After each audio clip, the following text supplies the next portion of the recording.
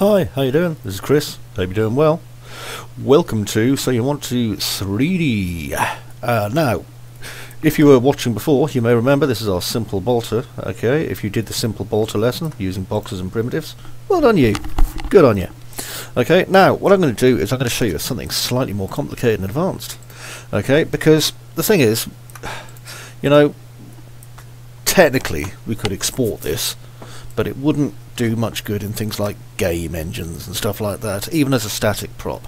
A static prop something that doesn't move. Okay, so what we need to do is we need to make this into something really cool, but well, not too cool, about the same level as cool as this, but we want to do it using the editable polygon tools. Okay, so how do we do that, you may be asking? Well, what I'm going to do is I'm going to grab everything that made this gun all cool and killy and great, okay, and pop it there.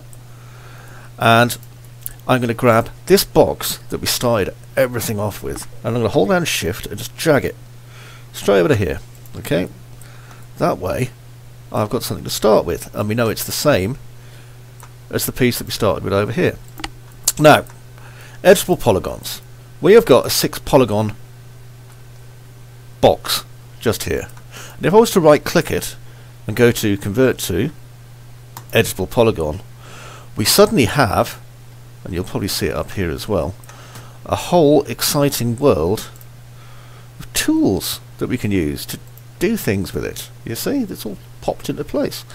Now, what I'm going to do is I am going to show you, my lovelies, how to make this into a dead killy shooty gun.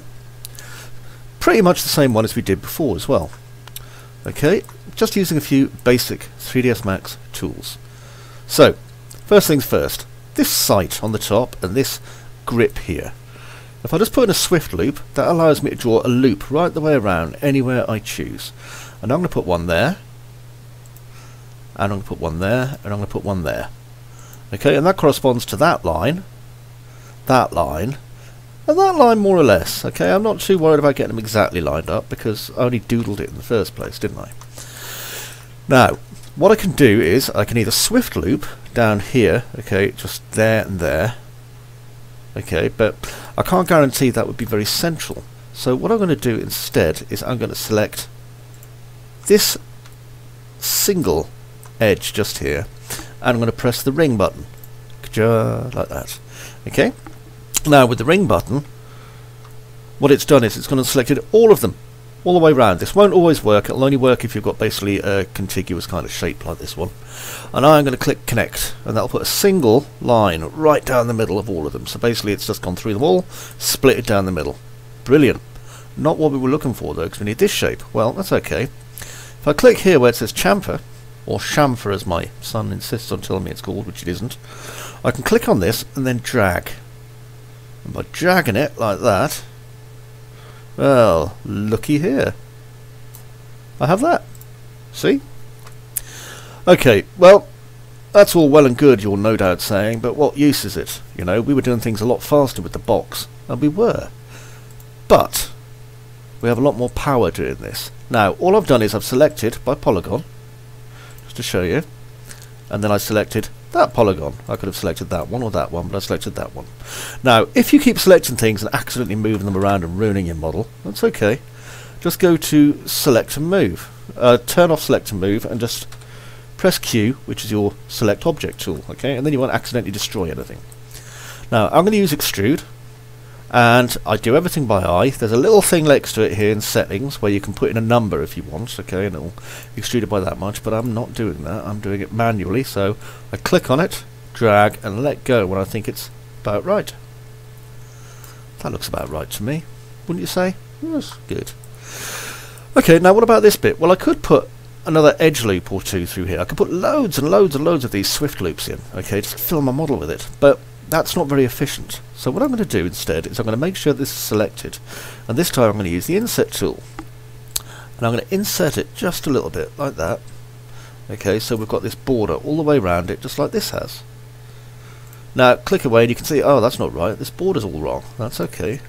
What we can do is I can grab this edge here, use my move tool, and just bring it all the way up to here.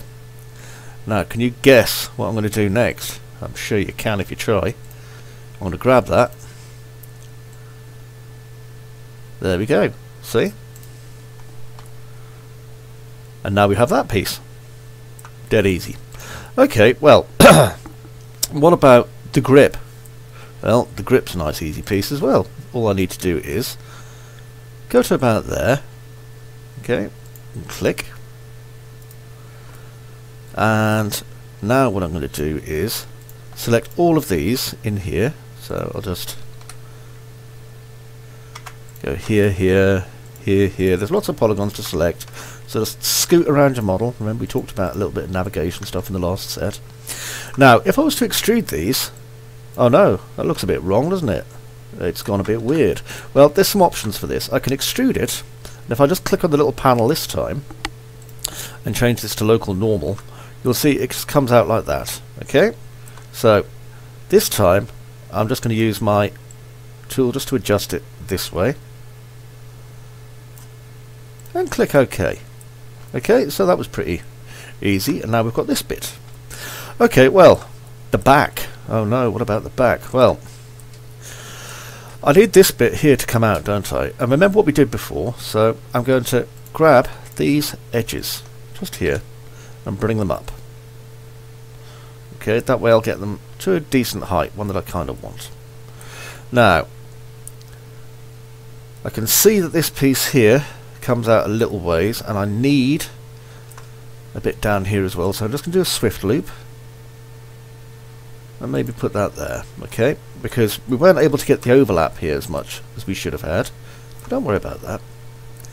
So I'm going to also, let me have a look at this. Oops, don't want that one. I'm going to select by polygon and just select here and here, and remember the inset that we used before, which was tremendously useful, so I'm going to inset it again. Okay, and this is just in preparation for a little bit further on. I'm going to bring that up to about there. Okay, hopefully you'll kind of understand why I'm doing these things shortly, but don't worry if you don't. I don't actually need to move this one too much. I think it's down to about there. Alright, let me just check the size of my box. And I am going to grab this one, just here, okay, and I'm going to extrude it about the same length as the one in the back, see, like that. I mean, I'm not doing it exact. If I had a reference image at the back I could. Now I'm going to bring that one out a bit more, and then down here I'm going to bring that down a little bit so it looks like it overlaps and goes into that piece of machinery. And this is just one object. This is just one polygon that we've created, one low polygon object. Okay, so that's come along fairly well. So what about now making our magazine, or rather our pistol grip, or whatever the heck this thing is, right, that goes into it? Well, as we can see, our pistol grip will come out off this. So I'm going to grab this and this and do an inset. Not a very big one, again. Okay. And now I'm going to extrude it straight down. Okay, and this way I can check the thickness and everything looks okay to me, and it does. Now I want to get it down to a good height, so say about there. Okay, because it's quite big. And I'm going to use the angle tool, sorry, not the angle tool, the rotate tool, and just rotate it just a little bit like that. And then I'm going to move it back. Okay, and just give it a little bit of tweakage until I think, yeah, that looks about right. And it does, that looks about right. Still, single polygon. Well, not single polygon object. Use of commas, very, very important. I'm only 10 minutes in. Amazing. Okay, now we have a slightly different thing we need to do here. So I need basically this. I need this piece here. So I can swift loop down the middle. Now I could either use a connect or I could just draw it if I'm feeling confident. And I was feeling confident, as you can tell. Now, what I'm going to do is define where the trigger guard goes, which is going to be about here and about here. And I'm going to do another loop now, just so that I can basically make this work. So one there and one there. Lovely. Okay, and I'm not concerning myself with things like being careful about poly count or anything, but I am being careful about making sure that everything is kind of four-sided wherever possible. Though I can also make it three-sided if I wanted. Now I'm going to chamfer this edge, and that way I can make that and that. By the way, I just double-click to select it all. That and that square. Okay, and I think these should be a little bit bigger, so I'm just going to use my scale tool and just scale up the size of these squares just a little, there and there.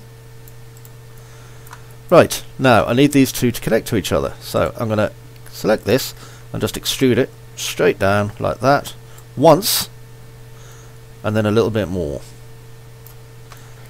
Okay, now I'm going to select this, and I'm going to select this. So I just held Control and selected it. That way I've got two polygons selected and nothing else. And click Bridge. Okay, we're getting somewhere. Right, let's do something a teeny weeny bit more complicated. Okay, I'm going to go to Select by Vertex. And now all the dots from all the corners that hold all the polygons together appear. And I'm going to group select by just dragging over that. Press my Move tool and just go to about there, and then I'm going to select both these ones. You see these two? And I'm going to move this just in a little bit like that. See? Wasn't hard. And that gives us a basic trigger guard. Maybe move that up just a teeny bit if I need to, but not a lot. There we are. Okay, well, we don't have a trigger yet, do we? That's okay, we can make one. So what I need to do is pop a trigger in here. Now you'll see that the angle on this, okay, it's getting narrower as it gets towards there. So what I'm going to do is I'm going to select this edge, okay, angle my model so I can see properly. I'm going to hit R so I get scale, and I'm just going to pull out on one side until that's about even. Okay, that wasn't too hard, was it? Now I need to stick a trigger out of this, so I'm going to do another swift loop, and I'm just going to do one there, there. Okay, and that gives me a little box that I need. And this time I'm going to use a bevel. Now if you've never used a bevel before, here's how it works. Same as extrude, so you extrude out, but when you let go you get a second operation where you can go in or out like that. I'm going to go like that. See? Easy as. Now remember, we've been using swift loop. Let's use it again. So I'm going to use a swift loop just there, and then if I go to select by edge, it'll have it pre-selected, and I'm just going to move it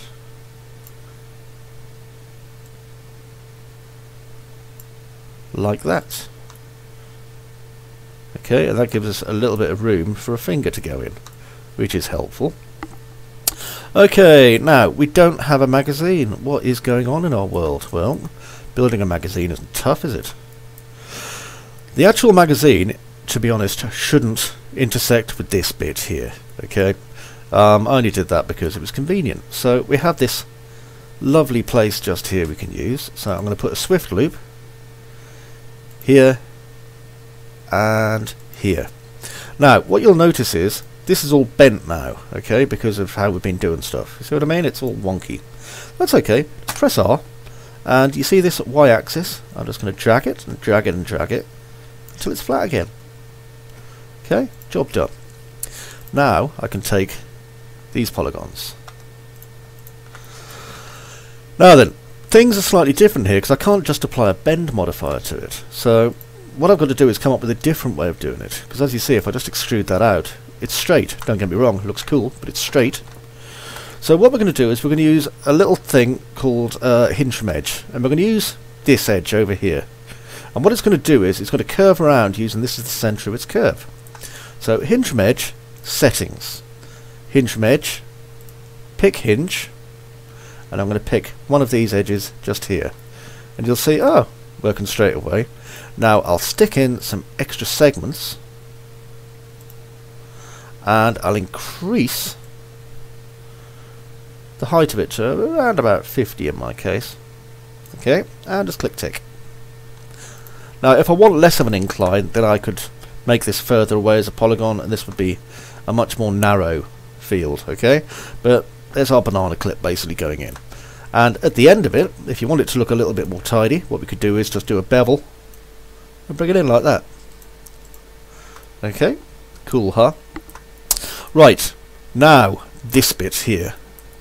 Now as you can see, okay, it's basically flat here. We don't have much of an option for adding a curved polygon on. Now what we can do is we could literally build a cylinder just to come out of here and make that our you know, as part of this we could literally manufacture a cylinder. But to be honest, the easiest way is always going to work, you know, pretty darn well. So what I'm going to do is I am going to get a cylinder. I'm not getting a sphere, I'm getting a cylinder, okay? And I'm going to use my auto grid, and I'm just going to draw it out like this and pull it to whatever height and width I think is suitable. So say about there and there, okay, like so. Yeah, that looks about right, doesn't it? Now I can use my move tool just to adjust it so that I know it's going to be in the middle. And I don't need that many height segments, I'm sure of that, so I'm going to drop that down to 1. And I'm going to right click, convert to editable polygon. Okay, so now this is I can do all the editing I did on this with this, okay? And what I'm going to do is I'm going to remove one of the polygons that we will never see. So I'll select my polygon, and I'm going to select all those. Then I'm going to hold Control and the I, and as you see it's selected the one at the back that's facing our bolter, and I'll just delete it. It's gone. Okay, now if I select my bolter, okay, and up here where it says box 12, let's call it our base to bolter. Okay, and I am going to just click attach, and I'm going to attach this, and it becomes part of our bolter. Okay, it doesn't merge all the polygons in or anything like that. And if you think, oh look, they're not lined up, this isn't completely straight, it's not too late to fix it, because now we can use the select by element, and this is an element. I'll just straighten it up a bit. There we go. That wasn't hard, was it? Pull out again, have a good look. It's looking a bit good, isn't it? Okay, now what I'm going to do is go into select by polygon again, go in here, and I am going to just use, now I always prefer to use, okay, the bevel tool. You know, the one we were talking about that does that and all the other stuff, Control Z, because I can use it for other stuff too. Now what I'm going to do is I'm going to extrude it out using the bevel tool to a 0 height. And then I'm going to bring it in after letting go of my mouse, and just click when I think the barrel's thick enough. Okay, now I'm going to bring it back using the bevel tool, let go and click immediately. And that is all you need to do. And now I have the barrel, trigger, magazine, bit what you hold with your hand that I can never remember the name of, and all that good stuff that basically goes to make a very simple Space Marine bolter. And as you can see, we made it in what? 20 minutes. So that's not bad, is it? Okay, so same again. If you want to render this out, what I'm going to do is I'm just going to take our initial ones. Okay, there we go. And just stick it up here a bit so you can kind of compare the two. Okay, so one obviously made with poly modeling tools, and one made with just basic primitives. And you can see probably already kind of a lot of improvements just by using the Editable Poly tool. Okay, if you can't, don't worry, you'll work it out. But I mean, simple things like this simple bevel here, for example. And it all comes down to, you know, it's going to be a lot easier to put textures on and things like that. Okay, I hope you found this useful. I hope you enjoyed yourself. And if you want to do 3D, you came to the right place. Take it easy, my little friends. Ta-ta for now.